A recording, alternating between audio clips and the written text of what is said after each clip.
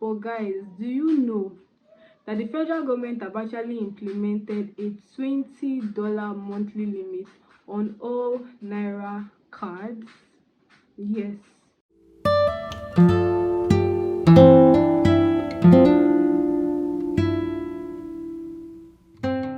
Hi guys, welcome and welcome back to my channel. My name is Ruth, and if it's your first time stopping by, you're welcome. Kindly subscribe to join the family, like this video, drop a comment and share. So today's video is going to be an update on my previous Aliexpress video. I'm going to be answering your Aliexpress questions, giving you updates and everything you need to know about shopping from Aliexpress. Now without further ado, let's get right into the video. So the first question I have here is, how was it shipped to Nigeria? What shipping method did you use and how long did it take to get to Nigeria? So I want to let you know that the shipping method does not have anything to do with the customer. Yes, it doesn't have anything to do with you. The shipping method depends on the seller. So the seller is going to decide the best shipping method to use to deliver your goods to you. Yes, and most times they use air cargo. Yes, air cargo to make delivery, and the logistic company in charge of the delivery is Speedup. Yes, I think they are their official logistic company. Yes, but Speedup is the logistic company that is in charge of making deliveries. So far all my deliveries have been from Speedup. So how long did it take to get to Nigeria? I'll say a maximum of 3 weeks. Yes, a maximum of 3 weeks. So let's say a maximum of 4 weeks, like in a month maximum you should get your goods delivered to you. So how did you do with the payments? Because I'm getting issues with my payments. So I use a Naira MasterCard. Yes, I use my MasterCard, GT Bank MasterCard, and you can use basically any MasterCard to make payments. But I've realized that you can't use a Visa card to make payments. You basically can't use any other card apart from MasterCard to make payments. So if you want to make payments, use the MasterCard. Did we have to contact the post office as well? No, you do not have to contact the post office. Most of my deliveries are doorstep deliveries. Like, the company will call you and they will come and deliver it to you. So you do not have to call the post office. I think the only time that your item might be delivered to the post office is if they are like heavier goods. If they are heavier goods that you need to go and pick up yourself. And even if that should be the case, the post office will call you. They'll contact you that you have something with them and you need to come and pick it up. So they're going to call you. So guys, like I said, if your package is with them and you are supposed to come and pick it up in the office, you'll be contacted. Few hours after I made this video, I got this mail from Speedup asking me to come and pick up my package at the office. And if you read this mail very well, you will see that they can also provide door service, but I have to make a payment of 400 naira. So you can actually decide that they should bring it to your house, but you pay that amount of money. So that's just it. Any help on how to do payment?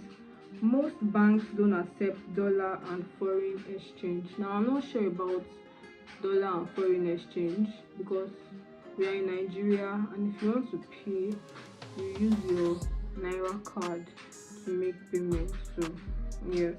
Were you able to order for goods above $50?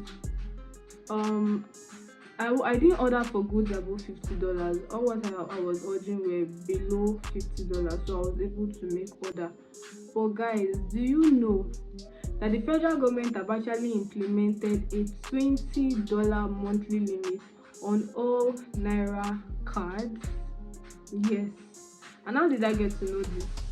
So I was trying to make payments. I made order on Aliexpress, and then I was trying to make payments, and it was slightly above $20, but it was not successful. And then GT Bank sent me a mail that I can't make payments because my order or my payment is above the spending limit and all that.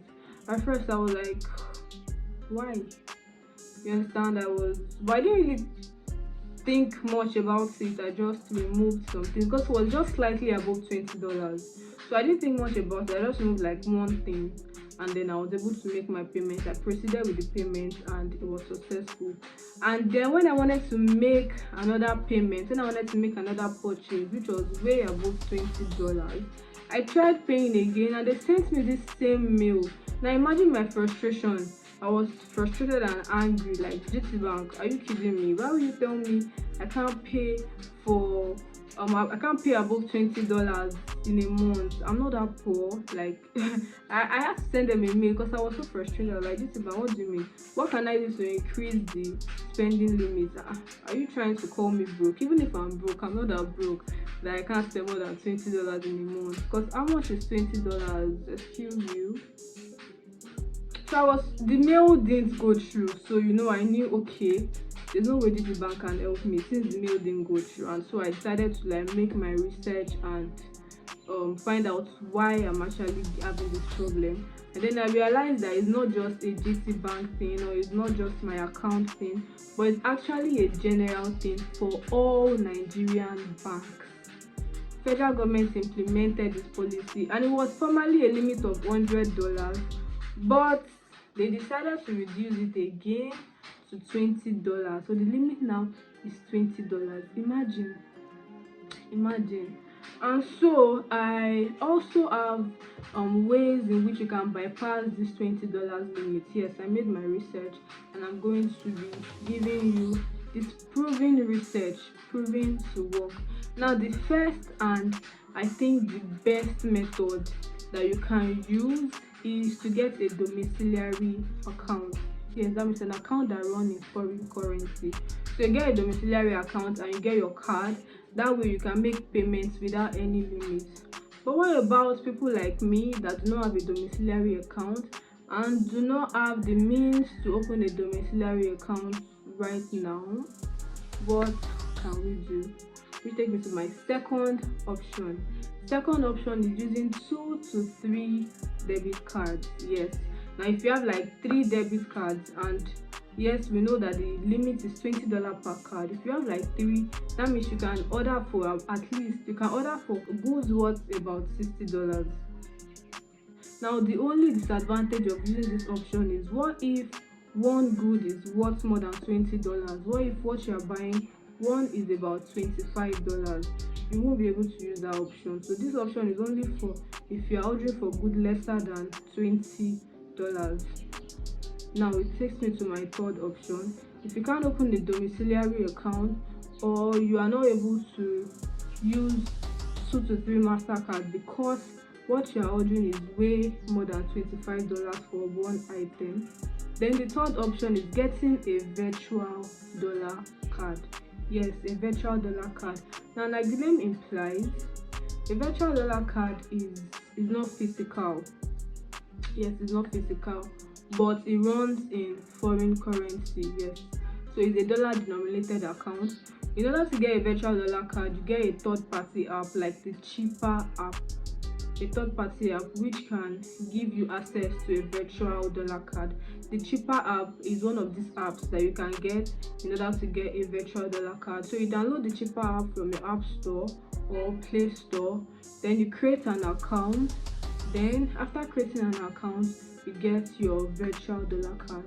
Yes, you claim a virtual dollar card, and then you get the details and the information of the card in which you can use to make payments online. Now, one disadvantage of using a virtual dollar card as well is their rates. Their rates are relatively high.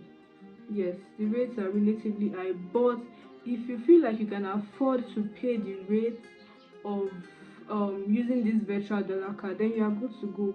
It's almost the same as using as having a domiciliary account and getting a domiciliary account card. Yes, so you can either get a domiciliary account, use 2 to 3 MasterCards, or get a virtual dollar card.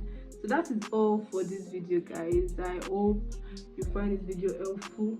If you have any other question, you can feel free to ask me in the comment section. Thank you for watching. I'll see you in my next video.